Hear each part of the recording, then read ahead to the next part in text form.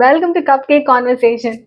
இன்னைக்கு பார்க்க போற வீடியோ வந்து நான் என்ன ஒரு மூட்ல அப்லோட் பண்றேன் என்ன ஒரு மூட்ல ரெக்கார்ட் பண்ணிட்டு இருக்கேன் அப்படின்னு பாத்தீங்கன்னா, ஒரு நல்ல ஃபுல் பிரியாணி சாப்பிட்டா எப்படி இருக்கும், உங்களோட ஸ்கூல் ஃப்ரெண்டு கிட்ட ஒரு 1 hour ஒரு ஹாப்பி கான்வர்சேஷன் பண்ணா எப்படி இருக்கும், மிட் நைட்ல ஒரு குல்ஃபி சாப்பிட்டா எப்படி இருக்கும், அந்த மாதிரி ஒரு பயங்கர ரெஃப்ரெஷிங்கா இந்த வீடியோவை நான் ரெக்கார்ட் பண்ணிட்டு இருக்கேன். Because I am so happy. ஹாப்பினஸ்க்கான ரீசன் என்ன அப்படின்னு பாத்தீங்கன்னா வந்துட்டு, ஐ ரெட் அ புக். அந்த புக்கோட பேர் கடைசியில சொல்றேன். அந்த புக்கை எழுதின ஆசிரியையோட பேர் வந்து கீதா இளங்கோவன். அண்ட் என்னோட ஃப்ரெண்ட் ஒருத்தங்க எனக்கு இந்த புக்கை படி, இது உனக்கு ரொம்ப பிடிக்கும் அப்படின்னு சொல்லி ரெஃபர் பண்ணாங்க. உடனே நான் படிக்க ஆரம்பிச்சு 127 or 128 பேஜஸ் ஐ கெஸ். அதை வந்து ஃபுல் 1.5 hours 2 hours ஃபுல் புக்கையும் படிச்சுட்டு தான் நான் கீழே வச்சேன்.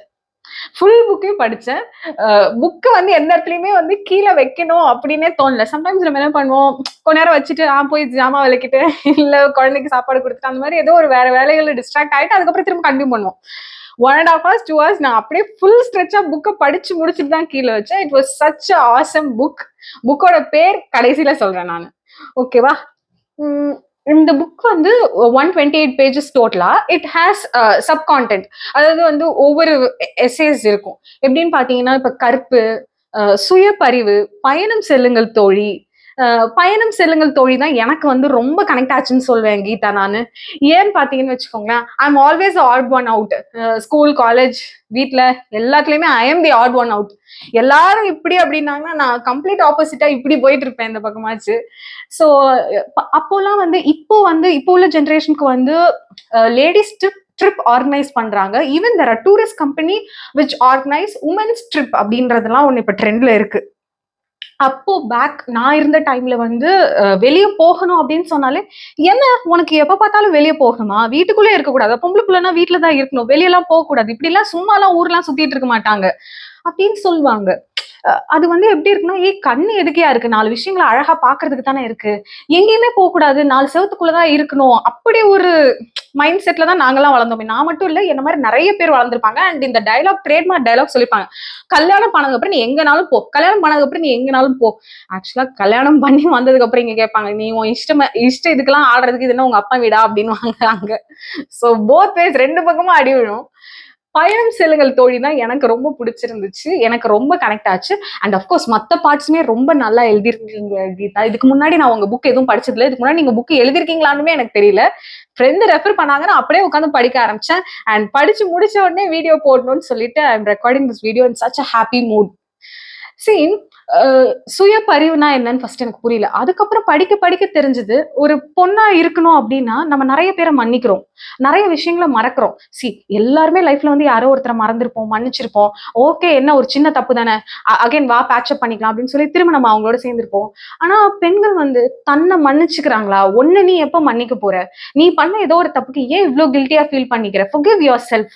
அந்த லைன்லாம் எனக்கு உண்மையிலேயே பயங்கரமா ரொம்ப பிடிச்சிருந்துச்சுங்க. அண்ட் அடுத்தது வந்து பாத்தீங்கன்னா, ஒரு பொண்ணுக்கு இங்க கொடுக்கப்படுற லவ் வந்து அன்கண்டிஷனல் லவ்வாவே இருந்தது கிடையாது. எனக்கு உட்பட அன்கண்டிஷனல் லவ் ஒரு பொண்ணுக்கு யாருமே கொடுத்தது கிடையாதுன்னு தான் சொல்லுவேன். நீ எப்படி இருக்கியோ அப்படியே நான் உன்னை லவ் பண்றேன் அப்படின்னு ஒரு பொண்ணை சொல்லியிருக்காங்கன்னா, no, definitely a big no.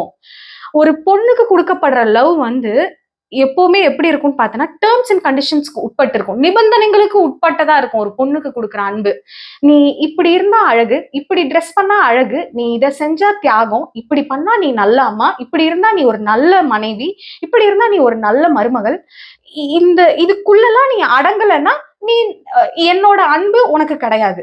இதுக்குள்ளெல்லாம் நீ அடங்கணும், இதுக்குள்ள நீ அடங்கினா உனக்கு அந்த அன்பு. அந்த இடத்துக்குள்ள நீ அடங்கல அப்படின்னா உனக்கு அந்த அன்பு கிடையாது. நிபந்தனைகளுக்கு உட்பட்ட அன்பு தான் நம்ம மேல கொடுத்துட்டே இருந்திருக்காங்க, எனக்கு உட்பட எல்லாருக்கும். இப்போ நம்ம தான் வந்து எனக்கு 9 வயசுல பொண்ணு இருக்கா. சோ அவளுக்கு நான் கொடுக்குற லவ் வந்து, நீ என்ன பண்ணாலும் அம்மா will love you, unconditional love. அது எனக்கு ரொம்ப பிடிச்சிருந்துச்சுங்க. அண்ட் கடைசியா இன்னொரு லைன் வந்து எனக்கு ரொம்ப டச் பண்ணுச்சு. எதுன்னு பாத்தீங்கன்னா, இவ்வளவு கஷ்டம், இவ்வளவு வருத்தம், இவ்வளவு வேதனை, இதெல்லாம் தாண்டி நீ வேலைக்கு போகணுமா? ஆமா, நீ வேலைக்கு போய் தான் ஆகணும். நீ வந்து உன்னோட கால்ல சுயமா நின்னுதான் ஆகணும். ரொம்ப நல்லா இருந்தது கீதா. அண்ட் வீடியோட கடைசியில புக்கு பேர் சொல்றேன்னு சொன்னேன்ல, புக்கோட பேர் வந்து துப்பட்டா போடுங்க தோழி. ஐயோ! எங்க எங்க புடிச்சீங்க இந்த பேர நீங்க? Geetha, when I'm meeting you, first question will be எங்க புடிச்சீங்க இந்த பேர? So very nice book. Book படிச்சு முடிச்சீங்கன்னா உங்களுக்கு வந்து ஒரு 2 கிளாஸ் பூஸ்ட் குடிச்சிட்டு ஒரு எனர்ஜி கிடைச்ச மாதிரி இருக்கும். எல்லா டாபிக்ஸ்லயுமே 128 பேஜஸ் நீங்க கீழே வைக்காம என்ன மாதிரி தான் படிப்பீங்கன்னு நினைக்கிறேன். So book lovers please do read it and உங்க ஃப்ரெண்ட்ஸுக்கும் ரெஃபர் பண்ணுங்க. See you in another video.